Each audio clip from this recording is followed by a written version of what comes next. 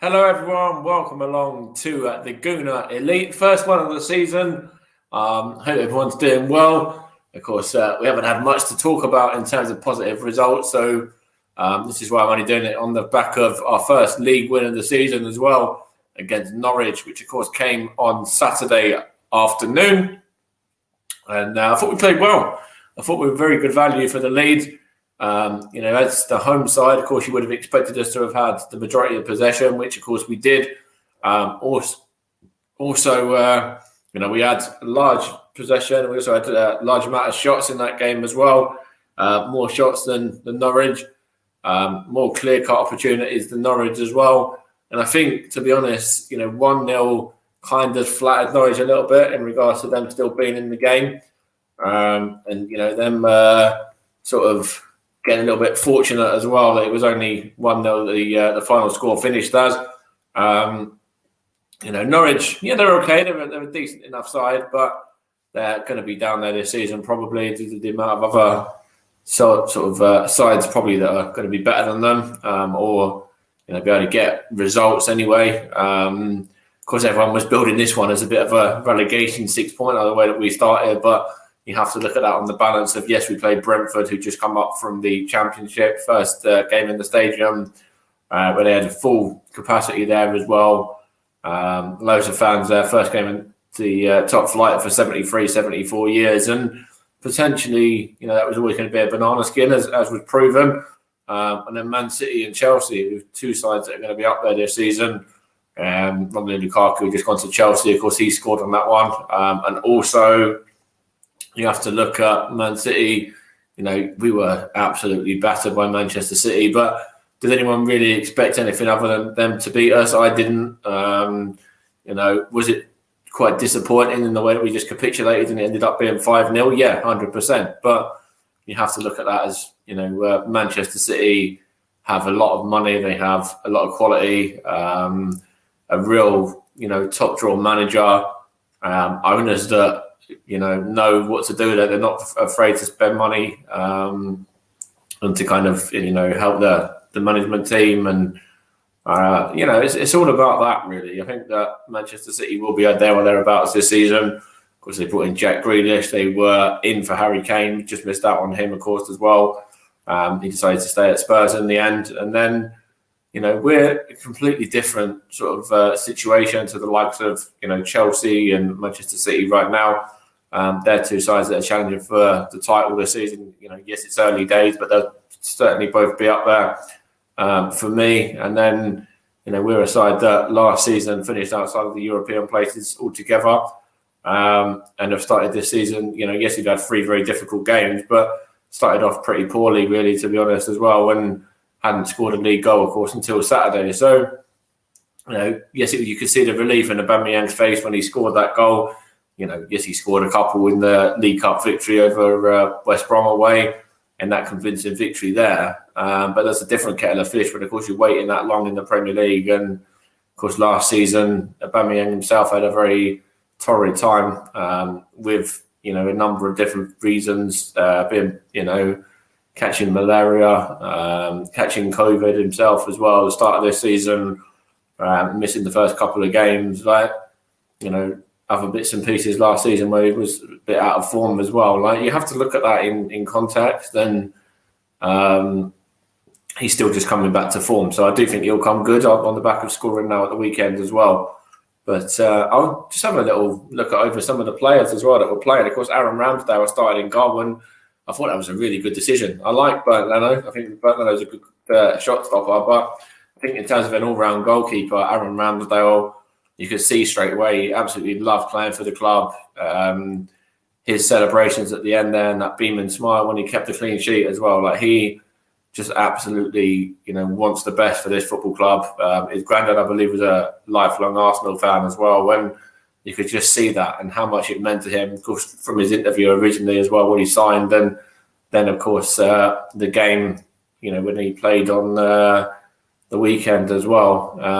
And he played well as well. He made some decent stops when he had to. Looked composed, assured, no threat to the back line, really, in terms of making silly mistakes or anything like that, which Bernd Leno does have in his locker. I think in terms of that, Aaron Ramsdale, for me, is more sort of comfortable with the ball at his feet, or at least that's how it looks. And then he kind of, the fact that he's that assured and composed, it kind of comes through to the defence, and it comes through to the midfield, and it comes through to the forwards, of course, as well. Just comes through the whole side. So I thought he had a very good game. I thought Tomiyasu, for his first game at the club as well, because he only got his work permit, I think might even have been on the same day, come through, or very least late Friday, and wasn't sure, what the latest was going to be, whether he'd start, whether he'd be on the bench, and he got a good, I think it was about 60, 70 minutes in him as well, and he looked really good. The kind of partnership with him and Ben White, the right side of the defence, was really good, and him and Pepe right mid as well. I really liked it a lot, and I think that he, for a debut, was excellent. I think that I want to see how he can go from here, and when he's going to sort of have to deal with any criticism that gets thrown his way if he makes a mistake or whatever as well, how he deals with that. But I think for his debut, solid enough. Really, really good actually, in terms of, as I said, not knowing when he was going to be playing and only getting clearance last minute. So yeah, if he's that good when he gets his clearance sort of very late in the day, I think when you get it sort of a full week's training in him and things like that, it'll be something else. And he'll really improve the side. It's certainly an upgrade on the likes of Cedric and other players that have played there in the past, like Hector Bellerin as well. So certainly an upgrade on those two. No disrespect to those two players, but I think Bellerin in the early days was really good, and Cedric can do a job there. But I think Tomiyasu will be the right back, who's going to be the one that will be the sort of go-to. Ben White, very good at centre-back, just come in on the back of missing a couple of games as well.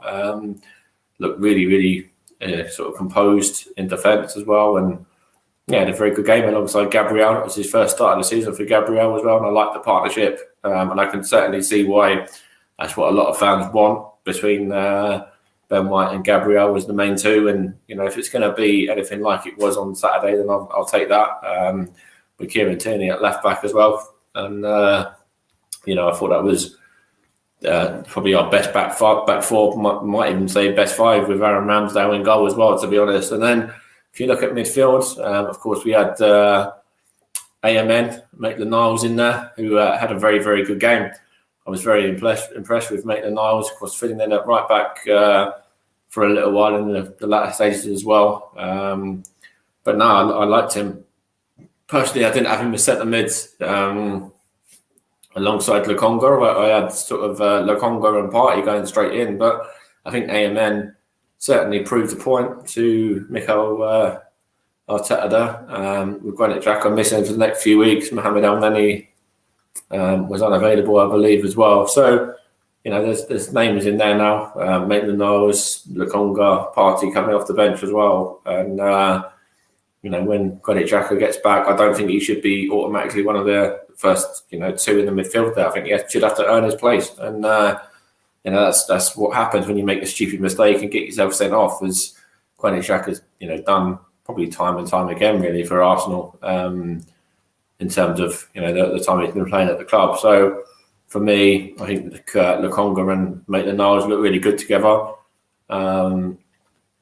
But yeah, Maitland-Niles, for me, had a very, very good game and was up there for probably sort of one of the top 3 or 4 players in candidate for man of the match. But for somebody that hasn't played a lot of minutes as well, and spent last season out on loan at a West Brom side that were relegated as well, I think he did a very good job. And then we had, of course, Martin Odegaard looked quite lively in patches. I think he had a couple of really good opportunities, probably could have scored as well. But I like him as a player. I think that he's a good acquisition. Getting him back is a really good thing. I think Bukayo Saka and Nicola Pepe, Pepe had a couple of chances. He probably certainly should have scored 1, maybe should have scored 2. Bukayo Saka as well, another one that has had a bit of a rough start to the season, hasn't played too many starts as of yet, I don't believe. And of course, coming on the back of what happened in the World Cup, the Euro. Sorry, I should say as well, where he sort of suffered that racism on the back of missing the penalty for England, and then Pierre-Emerick Aubameyang finally getting his first league goal of the season. People were arguing, was it offside, was it onside? For me, I think it's the Norwich defender. I can't think who it is. One of the fullbacks is playing him on anyway. And it comes off of the goalkeeper, I believe, anyway, and comes back to Aubameyang and just kind of slots it into the empty net there, really. So much needed for Aubameyang, much needed for Arsenal. But I understand Norwich's frustrations, but not for me. I think the referee and the officials did get it right, to be honest. And then if you look at, Cedric come on, I think he looks okay, kind of helped shore up the game a little bit when you needed to. Of course, Thomas Partey come on as well, so it was good to see him get some minutes and get himself back out there. And then the final sub was Smith Rowe. So I thought Smith Rowe looked okay when he come on. Had a decent enough game, good impact actually as well. Apparently, he was given player of the match. I'm not too sure about that one. He certainly had an impact on the game, but for me, you can't really look past maybe Tomiyasu or maybe I'm trying to think about players that actually started. I know Aubameyang was given to it officially, but when you look at it, I do think Smith Rowe had a big impact. I do think he, as always, worked his butt off. Always looks to get on the ball and to make something happen and create, as any good number 10 will do, and look to get the team on the front foot and set the strikers away with the sort of two sort of wingers, wing backs, or the two sort of right and left midfielders, etc. away as well, the attacking mids. But I think Smith Rowe, I thought he certainly had an impact, but not man of the match for me. I think that's Tomiyasu, who probably should have had that one in my opinion, for the way that he played.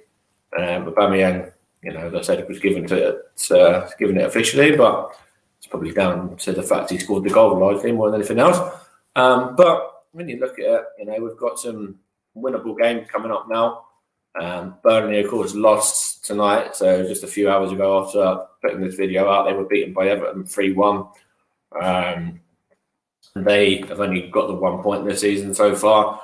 And, that's a game that we've certainly got to be looking at getting 3 points from. And then after that, we've got Tottenham, of course, on the 26th. So it's going to be interesting to see how they bounce back from their defeat against Crystal Palace as well at the weekend. Of course, AFC Wimbledon sandwiched in between in the League Cup as well. But, there's winnable games there.